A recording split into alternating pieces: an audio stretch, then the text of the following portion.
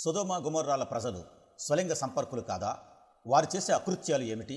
వారు చేసే అకృత్యాల గురించి యాషారు గ్రంథంలోనూ బైబిల్లోనూ ఏమి చెప్పబడింది? స్వలింగ సంపర్కం కంటే కూడా వారు చేసే భయంకర అకృత్యాలు ఏమిటి మొదలగు విషయాలను గురించి కొంచెం వివరంగా యాషారు గ్రంథంలోనూ బైబిల్లోనూ ఏమి వ్రాసి ఉందో వివరంగా చూద్దాం. సర్వసాధారణంగా దాదాపు క్రైస్తవులందరూ సొదొమ గొమొర్రాల ప్రజలు అంటే వారు స్వలింగ సంపర్కులు, అందుకే దేవుడు పైనుండి అగ్ని గంధకములను కురిపించి ఆ పట్టణాలను నాశనం చేశాడు అని నమ్ముతారు. అసలు సొదొమ గొమొర్రాల ప్రజలు స్వలింగ సంపర్కులు అవునా కాదా? యాషారు గ్రంథం ప్రకారం ముమ్మాటికి కాదు. అంతేకాదు బైబిల్ ప్రకారం కూడా కాదు. మరి ఆదికాండము 19వ అధ్యాయము 4-5 వచనాలలో వారు పండుకొనక ముందు ఆ పట్టణస్థులు అనగా సొదొమ మనుష్యులు బాలురును వృద్ధులను ప్రజలందరూ నలుదిక్కల నుండి కూడి వచ్చి ఆ ఇల్లు చుట్టివేసి లోతును పిలిచి, ఈ రాత్రి నీ యొద్దకు వచ్చిన మనుష్యులు ఎక్కడా? మేము వారిని కూడునట్లు మా యొద్దకు వారిని వెలుపలికి తీసుకుని రమ్మని అతనితో చెప్పగా అని ఉంది. మేము వారిని కూడునట్లు అని ఉంది కదా, అంటే వారు స్వలింగ సంపర్కులే అని అనవచ్చు. పై వచనములో మేము వారిని కూడునట్లు అని తర్జుమా చేయబడింది. అంటే మేము వారితో సెక్స్ చేయునట్లు అని అర్థం వచ్చేలా వ్రాయబడింది. అంటే ఆ వచ్చిన మగవారందరూ లోతు ఇంటికి వచ్చిన ఆ ఇద్దరు మగవారితో సెక్స్ చేయాలని గుమికూడారు అనే రీతిలో అర్థమయ్యేలా వ్రాయబడింది. నిజానికి ఇది తర్జుమా లోపం. నిజానికి ఇక్కడ వారెవరో మేము తెలుసుకున్నట్లు అని అర్థం. ఆదికాండం 14:14లో అబ్రాము తన తమ్ముడు చెరపట్టబడినని విని అని తర్జుమా చేశారు. అలాగే ఆదికాండం 14:16లో ఆస్తి యావత్తు తిరిగి తెచ్చి తన తమ్ముడైన లోతును, అతని ఆస్తిని, స్త్రీలను, ప్రజలను తిరిగి తీసుకుని వచ్చెను అని తర్జుమా చేశారు. ఇక్కడ లోతు అబ్రహాముకు తమ్ముడుగా వ్రాయబడి ఉంది. లోతు అబ్రహాముకు తమ్ముడు ఎలా అవుతాడు? కుమారునికి తమ్ముడికి తేడా లేదా? కుమారునికి తమ్మునికి ఒకటే మాట ఉన్నా కానీ కుమారుడనే మాటనే తీసుకోవాలి. లోతు అబ్రహామునకు కుమారుని వరసే కానీ తమ్ముని వరస కాదు. ఒరిజినల్లో వాడిన పదం అక్క అంటే సహోదరుడు అనే అర్థం ఉంది. అలాగే రక్త సంబంధి అనే అర్థం కూడా ఉంది. అదే విధంగా కూడునట్లు అనే పదం కూడా అంతే. చాలా ఇంగ్లీష్ తర్జుమాలో that we may know them, మేము వారిని తెలుసుకున్నట్లు అని ఉంది. ఒరిజినల్ హెబ్రీ భాషలో కూడా వారిని గురించిన విషయం మేము తెలుసుకున్నట్లు అని అర్థం వచ్చేలానే ఉంది. తర్జుమా చేసేవారు ముందే వారి మనసులో ఒక భావన పెంచుకుని ఉంటారు. ఇక దానికి అనుగుణంగానే తర్జుమా చేశారు. ఆ మైదాన ప్రాంతం అంతా సస్యశ్యామలంగా ఉండేది. ఎడతెగని నీటి ప్రవాహాలు, పచ్చని చెట్లు, పంటలు, సమృద్ధి అయిన ఆహారపు నిల్వలు, అందరూ ధనవంతులు, అసలు విచారము దుఃఖము అనేవే లేకుండా సుఖమయమైన జీవితం. అసలు ఆ ప్రాంతమంతా చూడటానికి యెహోవా తోటలా ఉండేది. దాంతో ఆ పట్టణాల ప్రజలు గర్విష్ఠులైనారు. ఇతరుల కష్టాలను ఏమాత్రం పట్టించుకునేవారు కాదు. దీనులకు, దరిద్రులకు ఎట్టి పరిస్థితులలోనూ సహాయం చేసేవారు కాదు. దానికి తోడు వారి పట్ల ఇంకా అకృత్యాలు చేసేవారు. వారు చేసే అకృత్యాలను గురించి మరొక వీడియోలో క్షుణ్ణంగా వివరిస్తాను. వారు అహంభావముతో యెహోవా దృష్టికి హేయక్రియలు చేసేవారు. అందుకే దేవుడు ఆ పట్టణాలను వారిని కాల్చివేశాడు. ఇక్కడ హేయక్రియలు అంటే స్వలింగ సంపర్కం అని టక్కుని చెప్పేస్తారు. హేయక్రియలంటే స్వలింగ సంపర్కం అనేనా?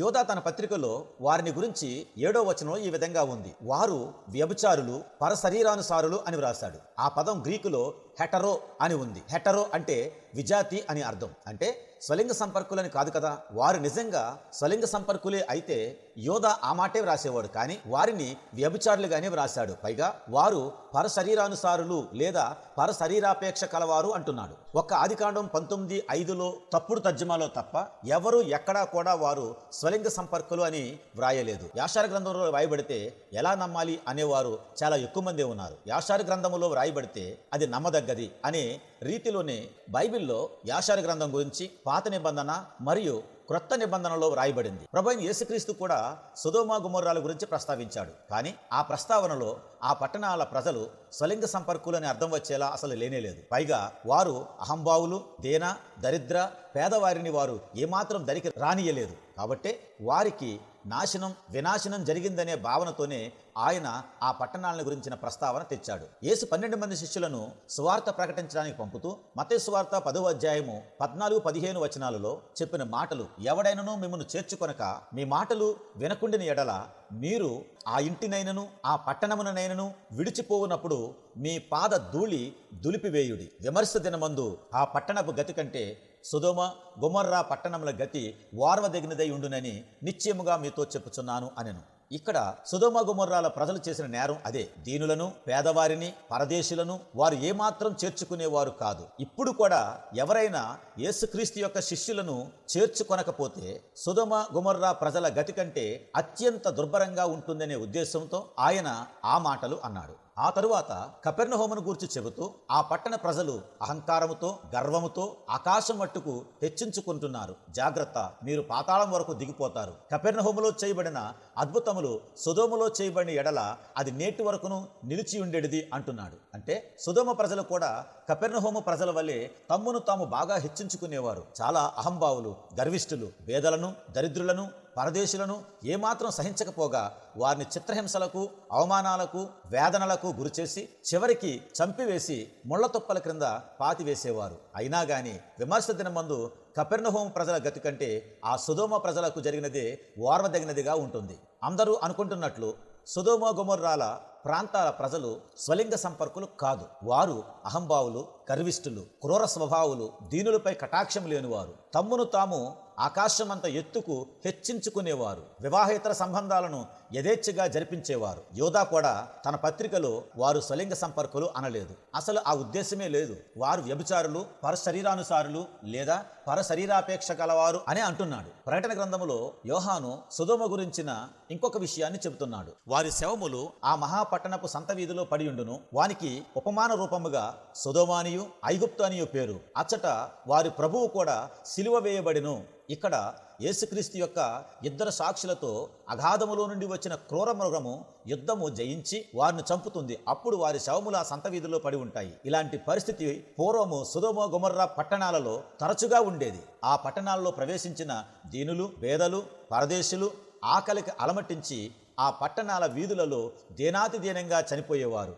దానికి కారణం ఆ పట్టణాల ప్రజలు. అందుకే ప్రకటన గ్రంథంలో వ్రాయబడిన రెండవ రాకడకు సంబంధించిన ఈ సన్నివేశాన్ని చూసి జనులు దాన్ని సొదొమ అని అంటున్నారు. అంతటి నీచాతి నీచులు సొదొమ గొమొర్రా పట్టణాల ప్రజలు. వారు అత్యంత హేయాతిహేయమైన పనులకు ఒడిగట్టేవారు. యేసుక్రీస్తు తన శిష్యులను ఇద్దరేసి చొప్పున పంపినట్లు యెహోవా దేవుడు సొదొమకు ఇద్దరు దేవదూతలను పంపాడు.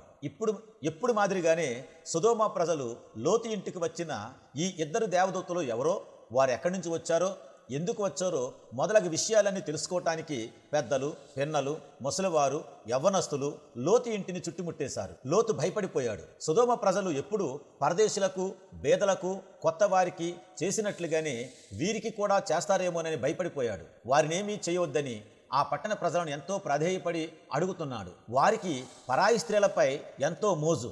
ఆ విషయం లోతు బాగా తెలుసు. అందుకే తన ఇద్దరు పెండ్లి కాని కుమార్తెలను వారికి అప్పచెప్పేస్తే ఆ ఆనందములో ఆ దేవదూతలను వదిలివేశారేమోననే ఆశతో తన ఇద్దరు పెండ్లి కాని కుమార్తెలను బలి చేయటానికి ముందుకు వచ్చాడు. కానీ వారు వినలేదు. ఈ ఇద్దరు ఎవరన్న విషయం తెలుసుకోకుండా అలా వదిలివేస్తే అది వారి ఆచారం ప్రకారం వాళ్ళ చట్టాన్ని ఉల్లంఘించి ప్రక్కన పెట్టినట్లే లెక్క. వీరిని బయట తీసుకురమ్మని దౌర్జన్యం చేస్తున్నారు. చాలా విచారకరమైన విషయం ఏమిటంటే తర్జుమా చేసేవారు వారి యొక్క భావజాలాన్ని బట్టి పదాలను ఉపయోగించారు. చాలా ఇంగ్లీష్ బైబిల్ అనువాదాల్లో that we may know them అని తర్జుమా చేయబడింది. అంటే వారెవరో మేము తెలుసుకున్నట్లు అని. ఒరిజినల్గా కూడా అదే అర్థం వచ్చే పదాలే ఉన్నాయి. కావాలంటే నా కుమార్తెను తీసుకొని మీ ఇష్టం వచ్చినట్లు చేసుకోండి, కానీ వారిద్దరిని మాత్రం వదిలేయండి అనగానే వీరికి ఇంకా వారు స్వలింగ సంపర్కులన్న భావనే వస్తుంది. అందుకని అక్కడ లేని పదాన్ని కూడినట్లు అని వాడేశారు. కూడినట్లు అనే ఒక్క పదంతో మొత్తం సొదొమ గొమొర్రా ప్రజల లక్షణాలనే మార్చివేశారు. హెబ్రీ భాషలో యాదా అని ఉంది. అంటే దాన్ని అసలైన అర్థం తెలుసుకోవడం.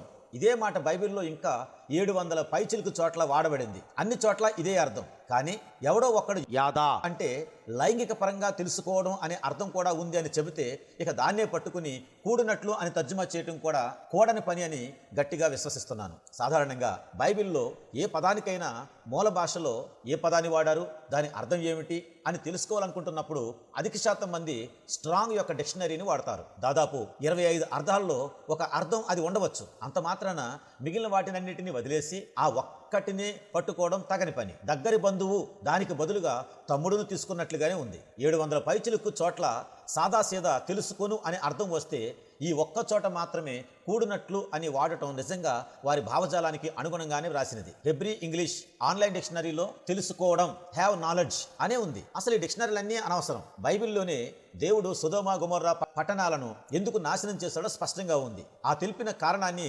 వక్రీకరించి వీరి స్వంత కారణాలను చెప్పించడానికి వీరెవరు? బైబిల్లోని కారణాన్ని కాదనే వారిని ఏమనాలి? జూబిలీల పుస్తకంలో కూడా వివాహేతర సంబంధం పెట్టుకున్నారనే ఉంది. సొదొమ చేసిన దోషం ఏమనగా దానికిని దాని కుమార్తెలకును కలిగిన గర్వమును, ఆహార సమృద్ధియు, నిర్విచారమైన సుఖస్థితియు అనునదియే. అది దీనులకును దరిద్రులకును సహాయం చేయకుండెను. వారు అహంకరించి నా దృష్టికి హేయక్రియలు చేసిరి కనుక నేను దాని చూచి వారిని వెళ్ళగొట్టి తిని అని యెహెజ్కేలు 16వ అధ్యాయము 49 మరియు 50 వచనాల్లో ఉంటుంది. యాషారు గ్రంథంలో రాయబడినట్లు ఆహార సమృద్ధి అంటే పంటలు, మొక్కలు బాగా ఉన్నట్లు. మొక్కలు బాగా ఉన్నాయి అంటే పుష్పాలు బాగా ఉన్నట్లు. పుష్పాలు బాగా ఉన్నాయి అంటే తేనె బాగా ఉన్నట్టు. అలాగే తేనె బాగా ఉందంటే తేనెటీగలు బాగా ఉన్నట్లు లెక్క.